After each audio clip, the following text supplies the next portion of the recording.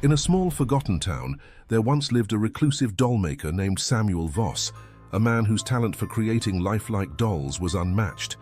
However, his life was filled with tragedy and betrayal. After being wronged by those he trusted most, Samuel used his final days to craft one last series of dolls, imbuing them with a dark curse. Years later, the dolls begin to exact their revenge, targeting a family that unknowingly becomes entangled in the doll-maker's deadly legacy. Samuel Voss, a skilled but reclusive doll-maker, wronged by his business partner and the townsfolk. He is a man consumed by bitterness and revenge, whose last act in life is to create a series of cursed dolls. The Henderson family, Mark Henderson, a father in his mid-40s, practical and skeptical, but devoted to his family. Sarah Henderson, Mark's wife, caring and intuitive, who becomes the first to sense something is wrong with the doll. Lily Henderson, the couple's young daughter who becomes attached to the doll, unaware of the malevolent force within it. Peter Lowell, Samuel's former business partner, a greedy man who betrayed Samuel, leading to his downfall. Various townsfolk, those who wronged Samuel, each meeting a grisly fate as the dolls seek their revenge. The story begins in the past, with Samuel Voss working late into the night in his dusty, cluttered workshop.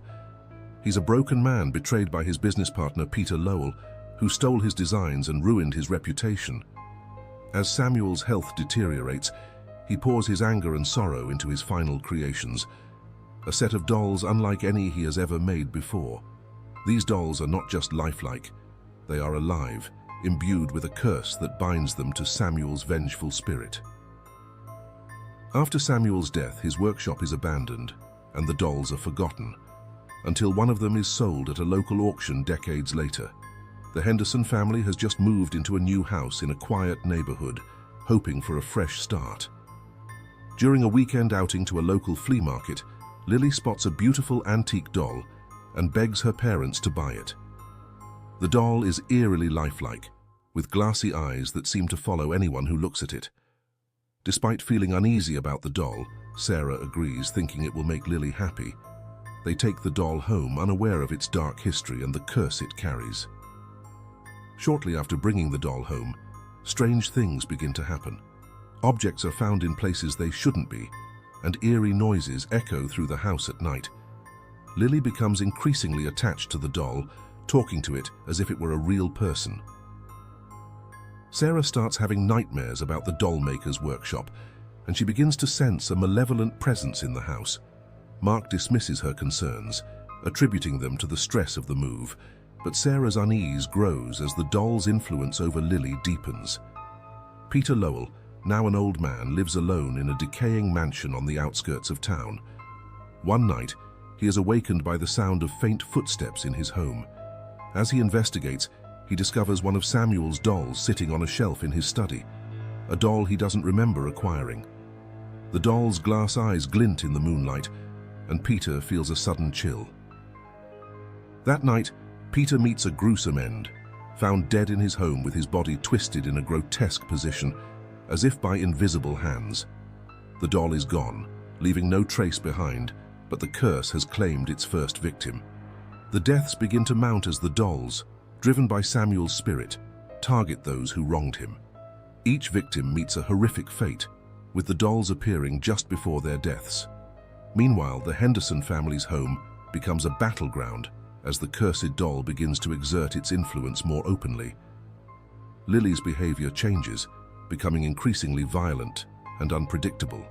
Sarah, now fully aware of the doll's malevolent power, tries to destroy it, but the doll always returns, unharmed, to Lily's side.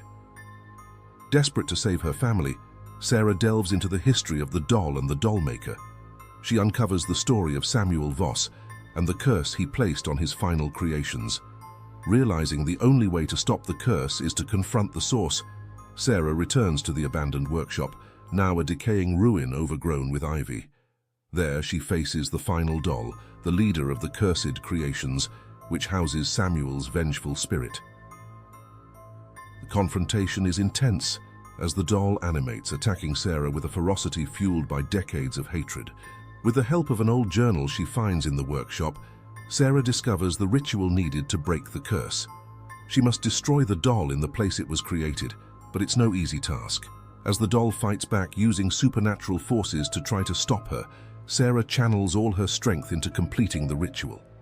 In a final, desperate act, she manages to burn the doll in the remnants of the workshop's old furnace, releasing Samuel's spirit and ending the curse.